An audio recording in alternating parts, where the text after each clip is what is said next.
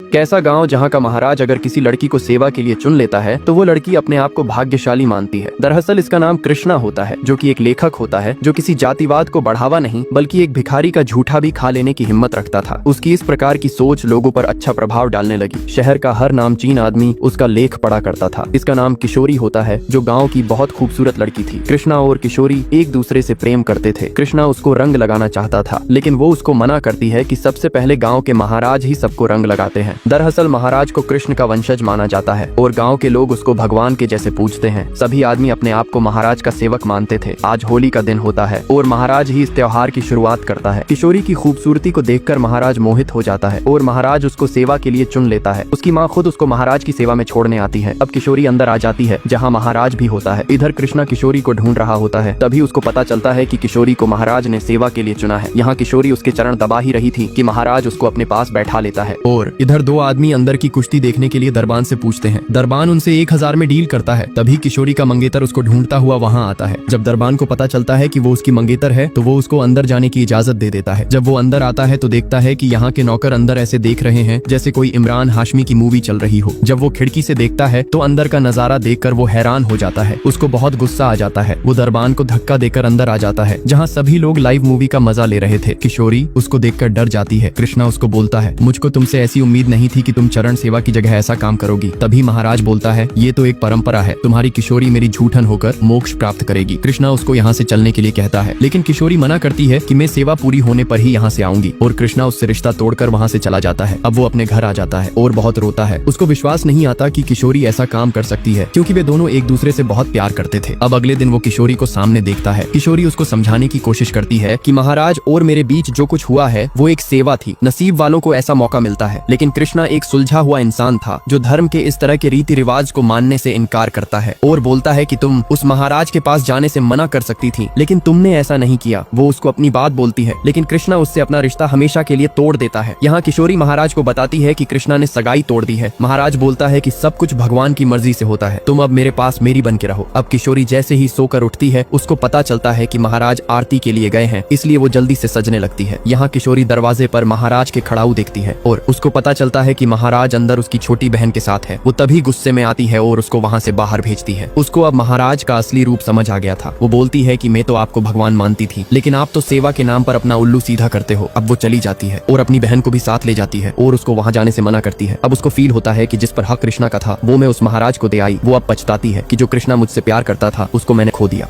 कृष्णा अपनी मंगेतर को छोड़ देता है क्योंकि वो सेवा के नाम पर महाराज के साथ रही थी, क्योंकि इस गांव में महाराज को भगवान माना जाता है। यहाँ कृष्णा का बाप उल्टा उसी पर गुस्सा करता है कि तूने किशोरी के साथ रिश्ता क्यों तोड़ा। ये हमारे गांव की परंपरा है कि लड़कियां हवेली में सेवा देती हैं, लेकिन कृष्णा एक क्रांतिकारी विचारधारा का इंसान था। उसको ये गवारा नहीं था कि उसकी होने वाली बीवी किसी आदमी के पास जाए, लेकिन उसका बाप उसकी बात नहीं सुनता और उसके एक थप्पड़ मारता है। उसकी माँ भी उसको घर से निकल जाने को बोल देती है और वो घर से निकल जाता है। जब सुबह होती है वहाँ दो आदमी आते हैं जो कृष्णा का लेख पढ़ा करते थे और उसकी सोच की इज्जत करते थे। यहाँ महाराज अपनी मालिश करा रहा था कि तभी एक आदमी अपनी बहन को लेके आता है और बताता है कि मेरी बहन आपके बच्चे की माँ बनने वाली है। अगर आपने कुछ नहीं किया तो हमारी बहुत बदनामी होगी। लेकिन वो नहीं मानता, जिससे उसका भाई गुस्सा दिखाने लगता है। लेकिन उसकी बहन महाराज से माफी मांगती है और महाराज उसको धतूरे का लड्डू खिला देता है। उसका भाई खाने के लिए मना करता है, लेकिन वो महाराज की बात मान लेती है। रात को कृष्णा जा रहा था, तभी उसको आवाज सुनाई देती है। वो लड़का बताता है कि महाराज ने मेरी बहन को जहरीला लड्डू खिला दिया है क्योंकि वो पेट से थी। अब वो जैसे ही उसको हॉस्पिटल ले जाने के लिए बैलगाड़ी लेके आता है, वो देखता है कि वे वहाँ से गायब हो जाते हैं। वो उनको ढूंढने की बहुत कोशिश करता है, लेकिन वे उसको नहीं मिलते। वो एक आदमी से पूछ ही रहा था कि वो बताता है कि ये हवेली बहुत लोगों को निगल चुकी है। कृष्णा बोलता है, जब तुमको सब पता है तो आप कुछ करते क्यों नहीं हो। वो बोलता है कि महाराज की ताकत बहुत बढ़ चुकी है, मैं कुछ करना भी चाहूंगा तो मेरी भी आवाज हवेली में दबा दी जाएगी। लेकिन तू हवेली के बाहर से बहुत कुछ कर सकता है। देश के बारे में तो लिखते ही हो, हवेली के बारे में भी लिखना शुरू कर दो। लेकिन अखबार का संपादक कृष्णा को ऐसा करने से मना कर देता है कि महाराज के बारे में ऐसा करने का मतलब है कि अपने पैर पर कुल्हाड़ी मारना। लेकिन कृष्णा अपनी बात पर अटल रहता है। अब वो उसको किशोरी के बारे में बताता है कि वो तुमसे मिलने के लिए आई थी क्योंकि वो किशोरी को बहुत प्यार करता था, इसलिए उसको माफ करने के लिए मान जाता है। तभी वहाँ एक आदमी आता है और उसको अपने साथ ले जाता है। यहाँ वो आके देखता है कि किशोरी अब नहीं रही है, क्योंकि महाराज ने उसके साथ जो किया था उस वजह से वो कृष्णा से आंख नहीं मिला सकती थी। अब वो बहुत